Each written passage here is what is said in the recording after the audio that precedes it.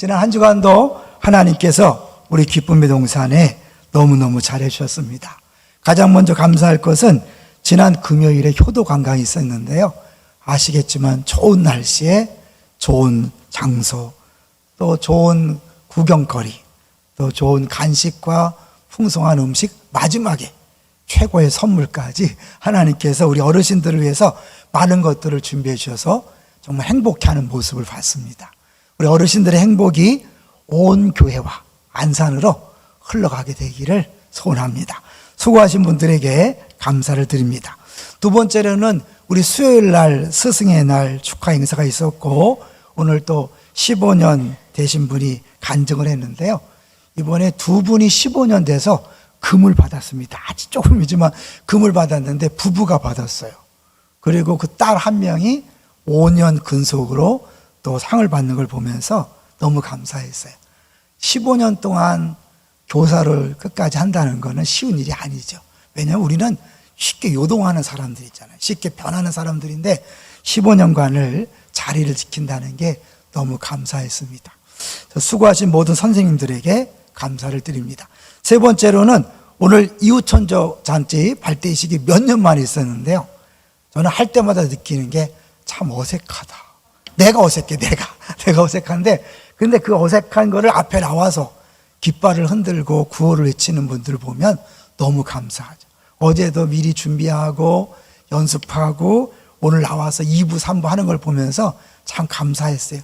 저렇게 해야 우리가 이제 오늘부터 영혼을 위해서 기도하자 이렇게 되잖아요. 어색해도 함께 해주신 모든 분들에게 감사하고 준비해서 진행하신 분들에게 감사를 드립니다. 자, 이제 오늘 제목하고 대지를 같이 보도록 하겠습니다. 복음으로 사는 사람 두 번째입니다. 사실 복음이란 것을 잘 아는 것 같아도요, 그 복음대로 사는 게 쉽지 않아요. 오늘 사도 바울은 오늘 본문에 보면 복음에 대해서 간단히 얘기합니다. 이 간단한 복음을 왜 우리가 잘 모르고 잘 살지 못할까? 먼저 이 본문을 한번 보시고요. 그 다음에 우리 정말 복음으로 살고 있는지 한번 점검해 볼 텐데요. 자, 15장 1절을 같이 읽겠습니다. 15장 1절 시작. 형제들아, 내가 너희에게 전한 복음을 너희에게 알게 하노니 이는 너희가 받은 것이요 또 그 가운데 선 것이라. 너에게 전한 복음이에요. 이 고린도서에 가장 짧게 명확하게 되어 있는데요. 더 자세한 내용은 로마서나 갈라디아서를 보면 알 수 있죠. 근데 이 고린도서 15장에는 아주 짧게 복음이 뭐다 그렇게 써놨어요. 2절을 보시면 시작. 너희가 만일 내가 전한 그 말을 굳게 지키고 헛되이 믿지 아니하였으면 그로 말미암아 구원을 받으리라. 복음은 구원을 위한 기쁜 소식인데 간단히 말하면 3절 4절이에요. 이게 복음이에요. 3절 4절 시작. 내가 받은 것을 먼저 너희에게 전하였노니 이는 성경대로 그리스도께서 우리 죄를 위하여 죽으시고 장사 지낸 바 되셨다가 성경대로 사흘 만에 다시 살아나사. 네, 복음은 우리에게 구원을 주시는 기쁜 소식인데 내용은 예수님이 성경대로 죽으셨고 죽은 지 사흘 만에 살아나셨다. 이게 복음이에요. 그런데 의외로 복음대로 사는 사람은 그리 많지 않아요. 왜 그럴까요? 왜냐하면 우리 안에 이 복음을 거스리는, 복음과 반대되는 것들이 이미 꽉 차 있기 때문에 그래요. 로이드 존즈 목사님이라는 아주 유명한 목사님이 이 사람이 복음을 과연 아는가 모르는가를 알기 위해서 꼭 질문하는 게 있대요. 제가 한번 질문할 테니까 여러분도 한번 답해 보세요. 여러분은 여러분 자신을 그리스도인이라고 생각하십니까? 당연히 있죠. 얘기 안 하면 안 되죠. 여기 앉아있는데. 그런데 이제 왜 내가 그리스도인이라고 말할 수 있습니까? 사람들이 이렇게 말한다는 거예요. 나는 성경의 가르침을 따라 살기 위해 매우 열심히 노력하고 있기 때문입니다. 맞을까요? 틀릴까요? 이건 복음이 아니고 나름대로 종교적인 생활을 하는 거죠. 내가 하나님 말씀대로 살려는 게 왜 문제인가? 내가 노력한다는 게 문제예요. 두 번째는 나는 예수님처럼 살기 위해 매우 열심히 노력하고 있다. 내가 그런데? 이것도 역시 복음대로 사는 게 아니죠. 세 번째, 나는 예수님처럼 되기 위해 나를 복종시키기 위하여 애를 쓰고 있다. 이것도 틀린 말이에요. 왜 틀린 거죠? 다 내가 애를 쓰고 내가 열심히 신앙생활 한다고 말하기 때문에 그 복음을 모르는 거예요. 복음은 한마디로 은혜입니다. 내가 하는 게 아니라 하나님이 하신 일 때문에 구원받고 또 하나님이 준 은혜로 살아가는 것이 복음을 아는 사람의 모습이에요. 그런데 우리 대부분은 내가 해보려고 해요. 내가 열심히 해보려고 그래요. 그러니까 예수 처음 믿을 때 행복해요? 오래 믿은 다음 행복해요? 솔직히 얘기해 보세요. 처음 믿을 때는 그냥 어딜 가나 막 춤추며 다니는데 한 10년, 20년 되면 얼굴이 얼마나 굳어지는지. 애들만 웃지 않는 게 아니라 어른도 안 웃지요. 항상 기뻐하라 그러는데 교회만큼 안 웃는 데도 별로 없어요.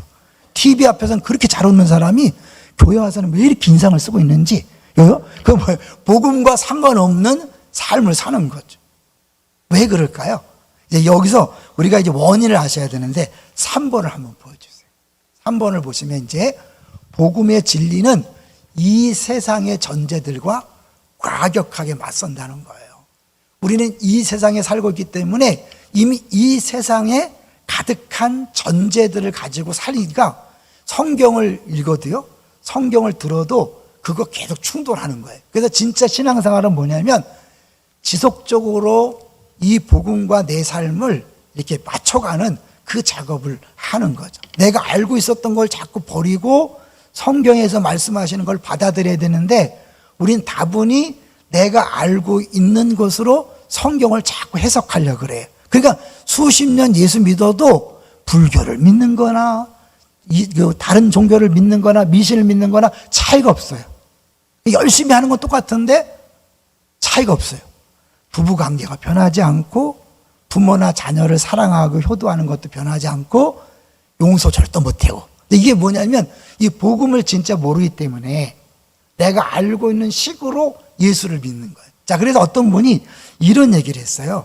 우리 4번을 보여주시면 이 한국의 기독교인들을 조사해 보면 기본적으로 80%는 기독교와 상관없는 것으로 가득 채웠고 20%만 기독교답다는 거예요.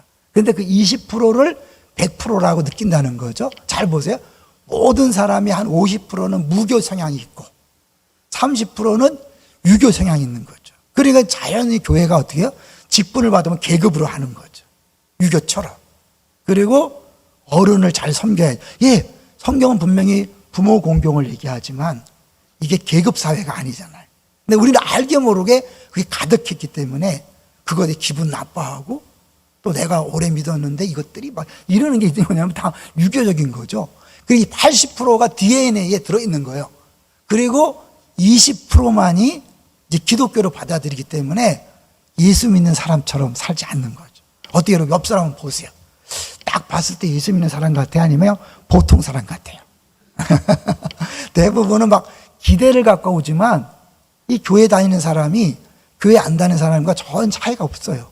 왜냐하면 이 복음과 상관없이 살기 때문에 그렇죠. 그럼 도대체 복음이 뭔데 그러냐? 한번요. 우리 2부 때는 못 보여드렸는데 우리 2-1번을 한번 보여줄래요? 2-1번 두 번째 거 표. 이거는 이제 먼저 건데 그러니까 먼저 보죠. 복음이 우리 삶의 영역을 변화시키는 방식들이에요. 자, 도덕주의자가 있고 상대주의자가 있고 복음이 있어요. 그러니까 한마디로 도덕주의자는 우리가 율법주의자. 반드시 이렇게 해야 된다. 신앙생활을 열심히 하는 사람들. 상대주의자는 종교 필요 없다. 다 내 마음대로 살면 된다. 이런 사람들이고 그거 반대되는 게 복음인데 많은 경우에 우리가 도덕주의자처럼 신앙생활을 해요. 그러다 보니까 사실 기쁨이 없고 전도도 보시면 공격적으로 나가는 거죠. 상대주의자는 전도의 정당성을 부인하. 전도할 필요 없다. 전도하면 안 된다. 그런데 이제 복음은 뭐예요? 관대함과 사랑에서 복음을 나누려는 열망이에요. 고압적이 아니라 섬기는 마음으로 다가가는 거죠. 그 다음 거 8번, 9번 볼까요? 그 다음 보이로. 제일 중요한 게 인간의 권위에 대해서 도덕주의자는 과도하게 순응해요. 그래서 자기도 물론 다른 사람 권위 앞에서 그렇게 고개를 숙이지만 또 다른 사람도 내가 담임 목사인데, 내가 장로인데, 내가 권사인데, 이게 다 뭐예요? 이게 철저하게 율법적인 거죠. 그 다음에 상대 주자는 뭐냐면 과도하게 순응 또는 무시하는 경향이 있죠. 뭐 지난해나 다 똑같은데 막 살아가는 거죠. 근데 복음은 뭐예요? 거절 기준과 순종 동기가 다르다는 것을 보여주는 거예요. 우리는 그 사람이 잘하고 못하고가 아니라 하나님이 세웠기 때문에 하나님의 권위를 인정해서 섬기고 살아가는 거죠. 그러니까 부모가 아무리 잘못해도 하나님이 부모로 세웠기 때문에 공경하는 거죠. 그러니까 기독교만큼 대단한 게 없죠. 아무리 선생님이 엉터리라도 하나님이 세웠기 때문에 공경하는 거죠. 모든 어른들을, 사실 어른 나와야지 그게 아니라 하나님이 세웠기 때문에 인정하는 거예요. 차원이 다르죠. 그 다음에 죄책감과 자아상, 도덕주의자는 스스로 신이 되어서 용서하자. 자기 자신을 용서 못해요. 여러분, 왜 얼굴이 굳어지는지 아세요? 내가 나를 용서를 못하는 거예요. 요구는 많고 은혜는 없어. 자꾸 요구한다면. 여행자는 요구하고 순례자는 감사하는데 여행자로 살아가는 거죠. 그 다음에 상대주자는 성취나 관계가 신이 되어서 사람을 평가하는 거죠. 끊임없이 사람들의 인정받고 사람보다 높아지고 잘 되는 것으로 인정받으려 하는 거죠.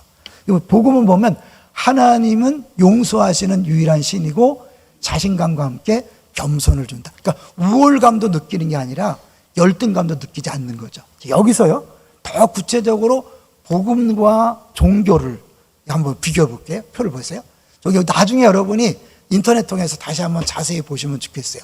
자, 이 종교는 두려움과 불안 때문에 열심히 교회 다녀요. 죄 지면 안 돼요. 심판받을까봐, 매 맞을까봐. 그런데 복음 뭐예요? 감사와 기쁨으로 하는 거죠. 비난당할 때 보세요. 중간에 비난당할 때 종교성 있는 사람은 격노하죠. 비판을 견디지 못해요. 그리고 좌절하고 무너지고 그 다음에 좋은 사람의 자아상에 집착하는 거죠. 내가 좋은 사람이 되어야 된다는, 빛이 되어야 돼, 소금이 되어야 돼. 맞아요, 틀려요? 우린 이미 빛이고 소금인데 내가 빛이 되려고 노력하고 소금이 되려고 노력하고 이미 죽었는데 죽으려고 노력하고, 이게 자체가 이게 우리가 복음과 상관없는 거죠. 열심히 하는데. 그 다음에 이제 고난당할 때 복음은 씨름하는 거죠.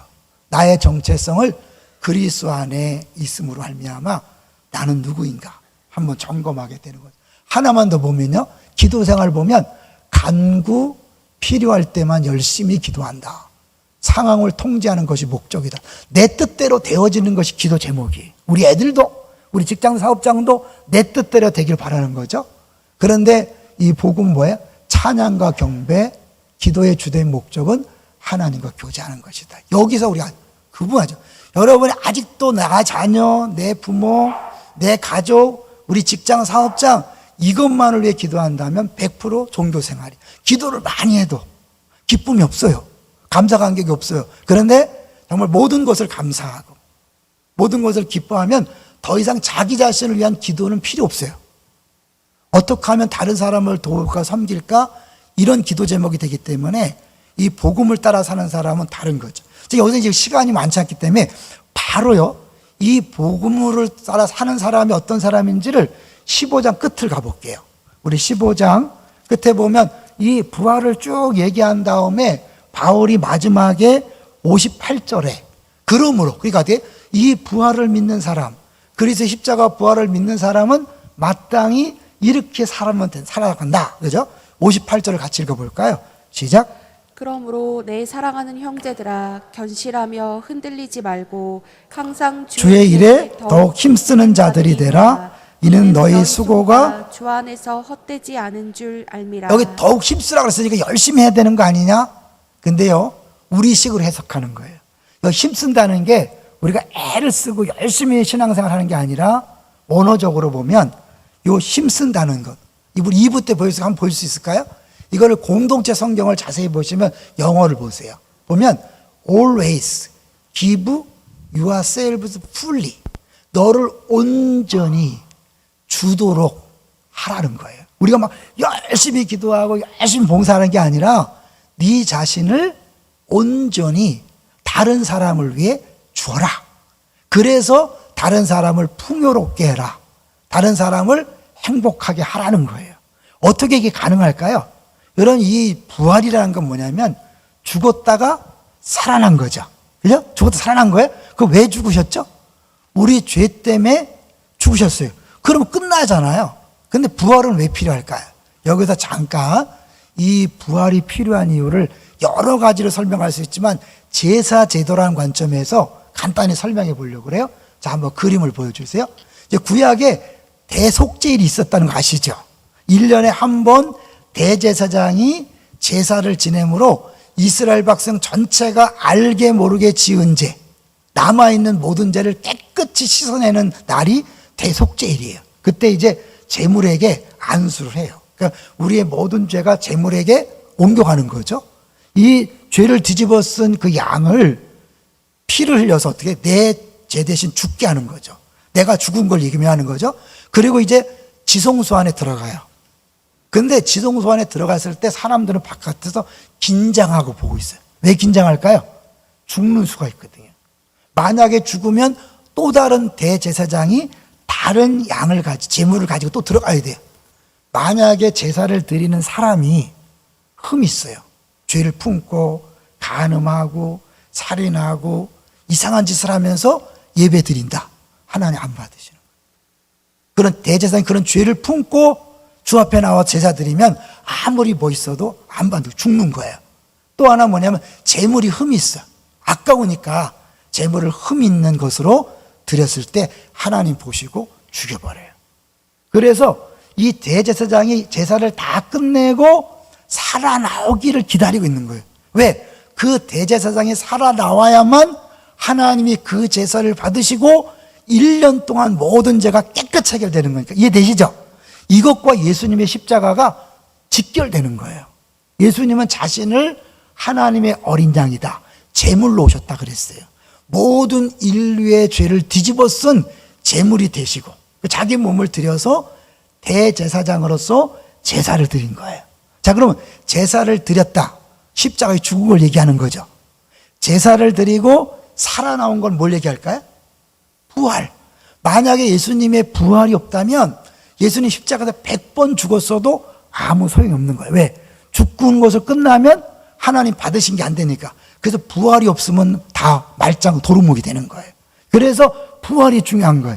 자, 근데 이 부활을 믿는 다음에 어떻게 되는 거예요? 이제 부활을 믿으면 모든 죄가 깨끗이 해결된 거예요. 자, 죄가 해결되면 뭘까요? 에덴 동산에서 죄를 졌을 때 두 가지 감정이 왔어요. 첫 번째 뭐죠? 두려움. 두 번째는 부끄러움. 내가 정말 예수님의 죽으심과 부활을 믿는다면 내 죄가 완전히 해결됐기 때문에 내 안에 모든 두려움이 사라져야 합니다. 할렐루야. 내 안에 모든 부끄러움이 사라져야 합니다. 근데 이 두려움과 부끄러움이 인간관계를 방해하는 거예요. 내 두려움이 상대방을 공격하게 만드는 거예요. 왜? 본인이 죽지 않으려고 상대방을 먼저 공격하는 거예요. 힘센 사람 공격하고 약한 사람 어떻게 도망가는 거죠. 그러니까 관계를 회피하는 거죠. 무서워서 관계를 못 맺거나 도망가거나 아니면 어떻게 해요?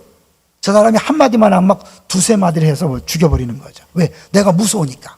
그런데 죽음의 문제가 해결된 사람은 뭐예요? 이제 죽는 게 두렵지 않은 거예요. 난 죽은 거 상관없으니까. 그래서 더 이게 죽음과 상관없다는 건 뭐냐면 나를 위한 삶이 끝나는 거예요. 우리가 그러잖아. 배고파 죽겠어요. 힘들어 죽겠어요. 피곤해서 죽겠어요. 왜 하는 거죠? 안 죽고 싶다는 거예요. 나 계속 가다가는 죽을 것 같으니까 나 좀 살려주세요 하는 거잖아요. 복음을 모르는 사람의 모습이. 왜요? 우린 이미 옛사람은 죽었고 새 사람은 더 이상 죽음과 상관없는 사람이 되었습니다. 할렐루야. 이걸 알 때 여러분 복음의 능력이 나타나는 거예요. 이제 더 이상 내가 이겨먹으려고 할 필요 없어요. 지지 않고 막 경쟁해서 살아남으려고 할 필요가 없는. 왜? 나는 이미 죽음과 상관없는 새로운 삶이 되었으니까. 근데 얼마나 교회 안에서도 막 싸워요. 경쟁해요. 시기 질투하고 뒷담화해. 다 이게 뭐냐면 죽지 않으려고 발버둥 치는 거예요. 내가 진짜 부활을 믿는다면 죄의 문제가 해결되었고 더 이상 사망이 없는 영생을 얻었기 때문에 나를 위한 삶을 포기하고 그만두고 이제 뭐예요? 내 모든 것을 전적으로 드리는 풀리 기부가 되는 거예요. 그러니까 이런 사람이 가는 가정은 어떻게 해요? 행복한 거죠. 근데 부부가 끊임없이 경쟁하고 시기 질투하고 옳고 그름을 갖고 싸우면 가정은 지옥이 되는 거잖아요. 교회도 마찬가지고 직장과 사업장도 마찬가지예요. 서로 이겨야 되고 경쟁해서 살아남아야 되고, 그러려면 어떻게 남들을 짓밟아야 되고 거짓말을 해서라도 이익을 남겨야 되는 이런 삶을 사니까 우리가 예수 믿는 사람이 많아도 직장은 안 변하는 거죠. 사업장은 안 변하는 거죠. 그러면서 어떻게 예수 믿어도 다 먹고 살아야지, 뭐 예수 믿는다고 뭐 집불 났다 그러냐. 복음을 모르니까 여전히 살기 위해서 발버둥 치는 수준에 머무는 거예요. 80%가 가짜라니까요. 이 복음을 알면 더 이상 이제 내가 살기 위해서, 그러니까 이익을 남기기 위해서, 손해보지 않기 위해서, 안 지기 위해서 발버둥 치는 게 아니라 그 싸움은 끝내고 이제 어떻게 하면 내가 가진 것으로 나누고 베풀고 섬기는가에 집중하다 보니까 복음을 위해 사는 사람이 가는 곳에서는 가정이 변하는 거죠. 할렐루야. 여러분이 예수를 믿은 다음에 가정이 변했습니까? 할렐루야. 감사합니다. 여러분이 예수 믿은 다음에 직장이 변했습니까? 사업장이 변했습니까? 예, 그게 정상인 거예요. 아, 예수 믿으면 억지로 내가 빛이 돼 소금한 게 아니라 내가 이미 나를 위한 싸움이 끝났고 내 생존을 위한 몸부림이 끝났기 때문에 이제는 내게 준 것으로 하늘의 미랄이 되어서 기꺼이 썩어지는 거예요. 여러분 부활장을 계속 읽어보면 어떻게 해요? 썩을 것으로 심고 썩지 않을 것으로 읽는다. 여러분 계속 얘기를 하죠. 자, 이게 뭐냐면 구약 성경에 보면 울며 씨를 뿌리는 자는 기쁨으로 단을 거둔다 그랬죠. 그 울며 씨를 뿌린다는 게 궁극적으로 누구를 의미하냐면 예수 그리스도가 겟세마네 동산에서 심한 통곡과 고난 속에서 울며 부르짖는 기도를 얘기하는 거예요. 그 십자가의 죽음이 씨를 심는 거예요. 울며 씨를 심는 거예요. 결과가 어떻게 됐죠? 기쁨으로 부활의 열매를 맺고 온 인류의 구원의 열매를 맺은 줄로 믿습니다. 이제 이걸 보고 믿었기 때문에 이제는 내게 고난이 왔을 때 예수 믿는 사람들은 고난 때문에 좌절하거나 절망하지 않는 거예요. 세상 사람들은 고난이 오면 어떻게 해요? 나 힘들어 죽겠어. 내 코가 석자야. 나 봉사하고 뭐고 다 필요 없어. 나 더 이상 부르지 마. 나 지금 힘들어 죽겠어. 나 좀 내버려둬. 이게 뭐예요? 고난에 파묻히는 거예요. 고난에 빠지는 거예요. 근데 하나님께서 우리에게 고난을 줄 때는 이미 십자가 부활을 넘어간 사람에게 준 고난이기 때문에 그 고난은 단순히 고통이 아니라 누군가를 살리고 누군가를 회복시키는 도구로서 우리에게 주신 거예요. 그래서 이런 말이 있어요. 당신의 슬픔을 낭비하지 마라.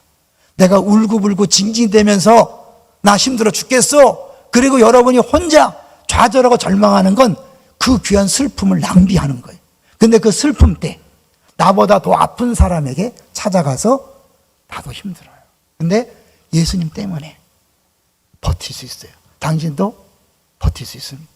건강한 사람이 아픈 사람한테 잘 버티세요, 견디세요? 위로가 안 돼요.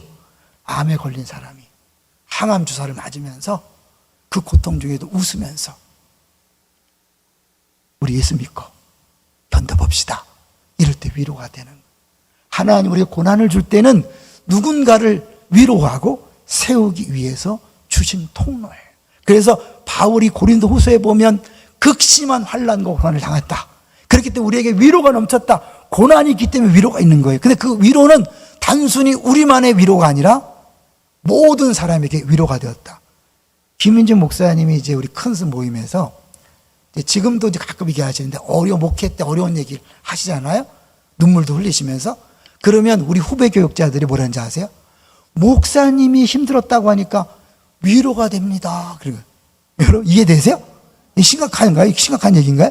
왜냐하면 대부분 사람들은 고난이 올 때 알게 모르게 무교 50%, 유교 30%니까 다 내가 문제가 있어서 잘못해서 고난이 왔다고 생각하기 때문에 어떻게 하든지 이 고난의 책임을 남편 때문에 아내 때문에 부모 때문에 자꾸 돌리는 거예요. 그러니까 부모를 원망할 수밖에 없어요. 이 가난은 부모 때문이야.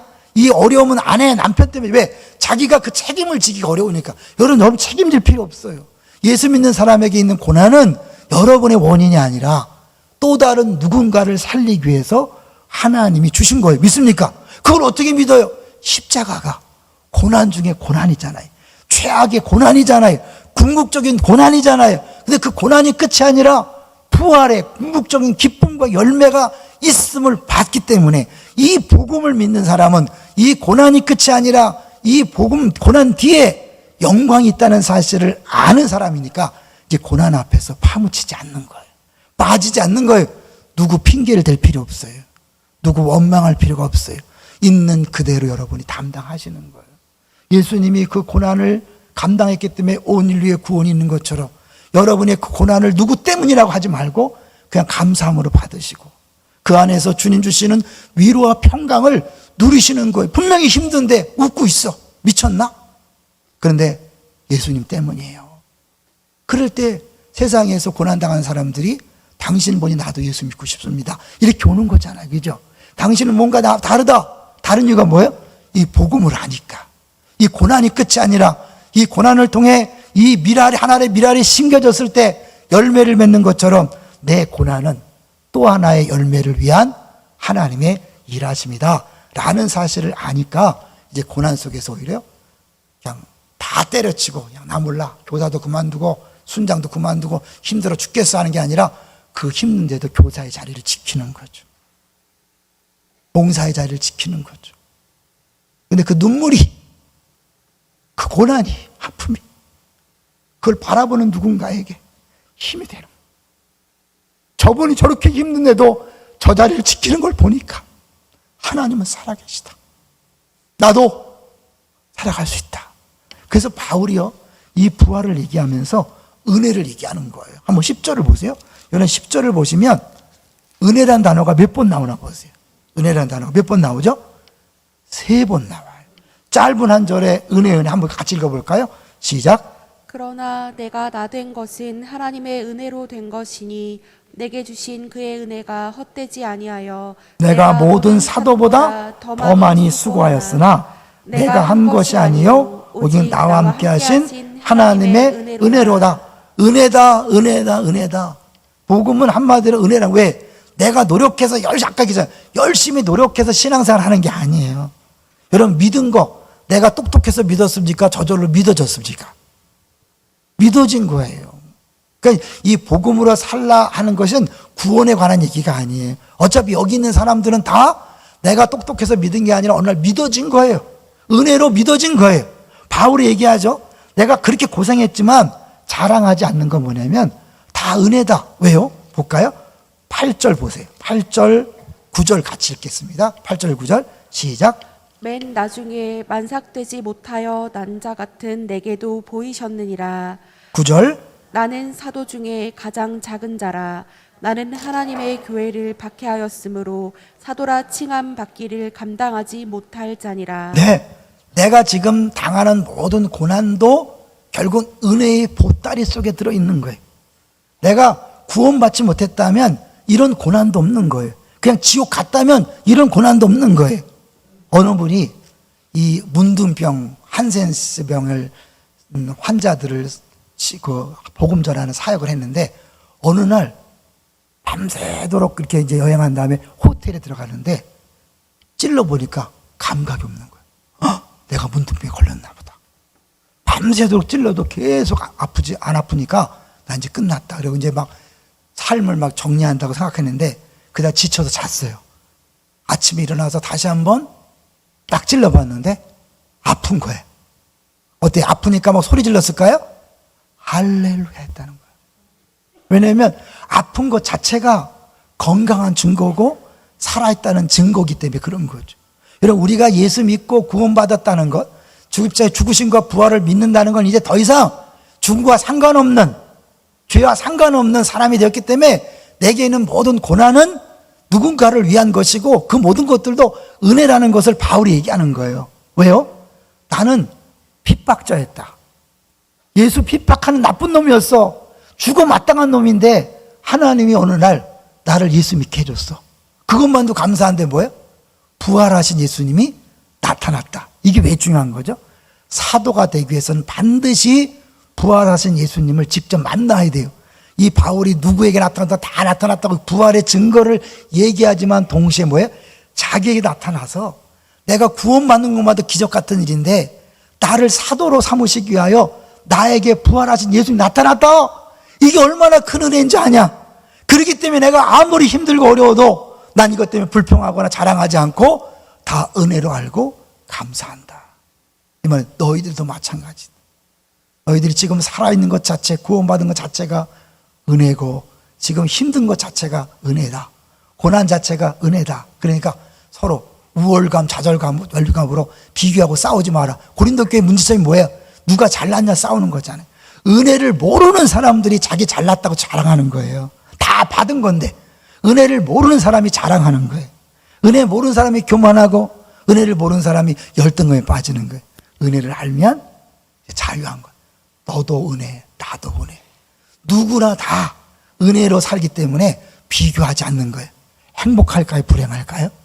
그 누구와도 비교하고 경쟁하지 않으니까 행복한 거예요. 더 나아가서 나를 위해서 생존을 위해 싸우는 게 아니라 이제 나를 완전히 나를 완전히 드림으로 알미암아 하나의 미랄이 됨으로 알미암아 가마떼기로 가만히서 가마떼기가 되는 거예요.